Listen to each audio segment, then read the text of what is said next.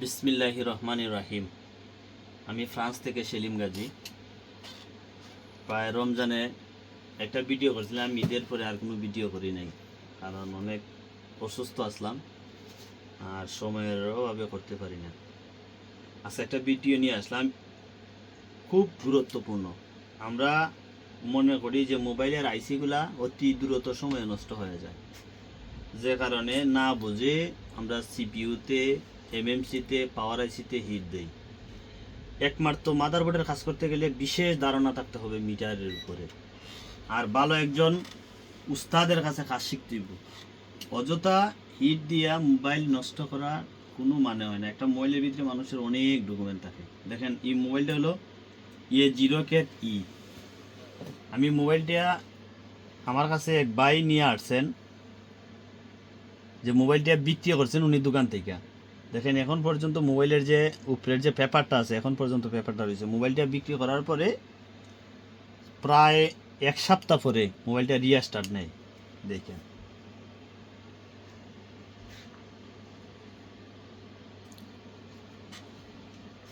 আমি মোবাইলগুলো খুইলে রাখছি, যে কারণে ভিডিওটা অনেক লং যাতে না হয়, শর্ট করার জন্য আমি মোবাইলটাকে খুইলে রাখছি।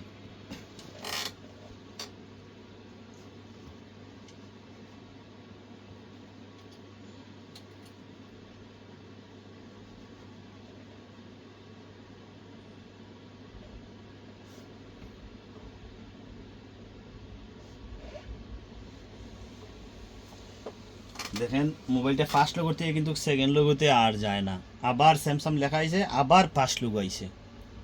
আমি যখন মিটার দিয়া মোবাইলটারে, আমরা সিপিইউ ভালো কি খারাপ সাধারণত দেখেন, আমি ব্যাটারি লাইনটা কইলিয়া আবার কানেক্ট করতেছি আপনাদের একটা মিটার দিয়ে একটা জিনিস দেখানোর জন্য, যাতে যারা দক্ষ টেকনিশিয়ান আছেন তাদের তো এই ভিডিও কোনো উপকারে আসবে না। আর যারা নতুন, আমরা যারা মিটার সম্পর্কে ধারণা কম, তাদের জন্য আমি যাতে ভালো হয়, উপকার হয়, তার জন্য ব্যাটারিটা কানেক্ট করার পরে আমরা কিন্তু মোবাইলের ব্যাটারি এবং চার্জার যদি কানেক্ট করি, বিপিএস লাইন কিন্তু সাথে সাথে শুরু হয়ে যায়। ব্যাটারি কানেক্ট করার সাথে সাথে আমরা মনে করি যে পাওয়ার বটমে চাপ দেওয়ার পরে বুঝি মোবাইল অন হওয়ার পরে ভোল্টেজে কাজ করে না। আমরা মোবাইলটা যখন ব্যাটারিটা কানেক্ট করার সাথে সাথে কয়েক মাইক্রো সেকেন্ডের ভিতরে, ন্যানো সেকেন্ডের ভিতরে আমরা বিপিএস লাইনটা শুরু হয়ে যায়।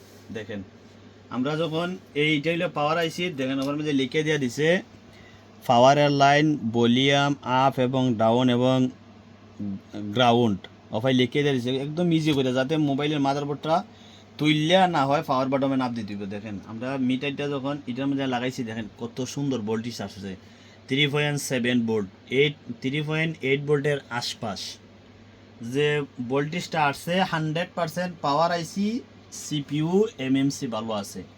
যদি পাওয়ার আইসি ভালো না হইতো, সিপিইউ ভালো না হয়, তাহলে এই জায়গার মাধ্যমে ভোল্টেজ আসবে না। ভোল্টেজের অনেক সময় সিপিইউ যদিও আসে ভোল্টেজে আপ ডাউন করব। দেখেন, একবারে স্থির ভোল্টেজ, কিন্তু একদম স্থির ভোল্টেজ, যে কারণে আমি এটা দেখার পরে আমি ভাবছি যে মোবাইলের সিপিইউ এবং এমএমসি ভালো আছে। মোবাইলের মাদারবোর্ডের ভিতরে কোনো প্রবলেম নাই, আউটে কোনো হয়তো স্পিকারের প্রবলেম, আর না হয় ক্যামেরার প্রবলেম। আমি যখন দেখেন সামনের ক্যামেরাটার মধ্যে আমি সব কিছু নাপ দেওয়ার পরে আমি সামনের ক্যামেরাটা যখন আউট করছি, ওইটা ক্যামেরাটারে যখন নাপ দিলাম, তখন দেখলাম যে এই ক্যামেরাটাতে সমস্যা। দেখেন, আমরা এই ক্যামেরা ছাড়া মোবাইলটারে আমি ব্যাটারি কানেক্ট করিয়া আবার অন করে আপনাদের দেখাইতেছি।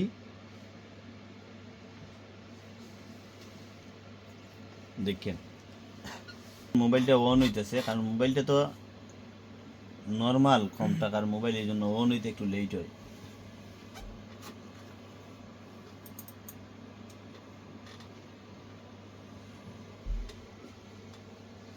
দেখেন, মোবাইলটা এখনই অন হইব, কারণ মোবাইলটা একটু সময় নিতেছে। ভোল্টেজগুলো তো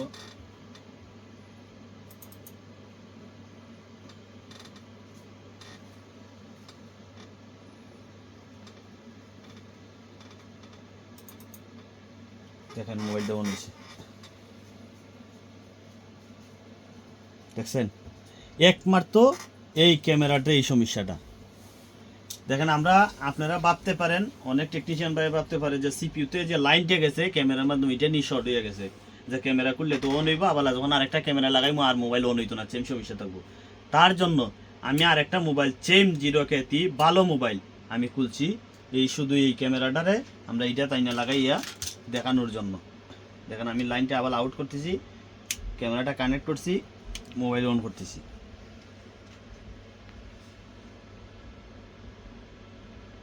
দেখেন ইটো অন করতেছি, আবার ইটো অন করতেছি, ইটো অন করতেছি, ইটোও কিন্তু মোবাইল ভালো। একটার মাঝে প্লাস দেওয়া আর একটার মাঝে প্লাস দেওয়া না। এটা আমি খুলছি, আমার কাছে একটা মোবাইল আসিল, দেখেন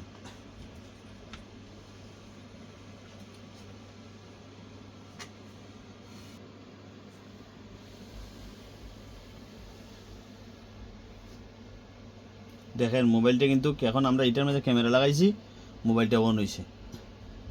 দেখেন এটাও কিন্তু অন হইব, দেখেন এটাও অন হয়েছে। এটার কিন্তু ক্যামেরা নাই, এটার ক্যামেরা আমরা কিন্তু এটাতে নিয়ে খুলিয়ে লাগাইছি, যে কারণে একমাত্র এই ক্যামেরার সমস্যার কারণেই মোবাইলটা রিস্টার্ট নিত, যে কারণে আমি নিজেও ভাবছি যে এটার সিপিইউ এমএমসিতে সমস্যা।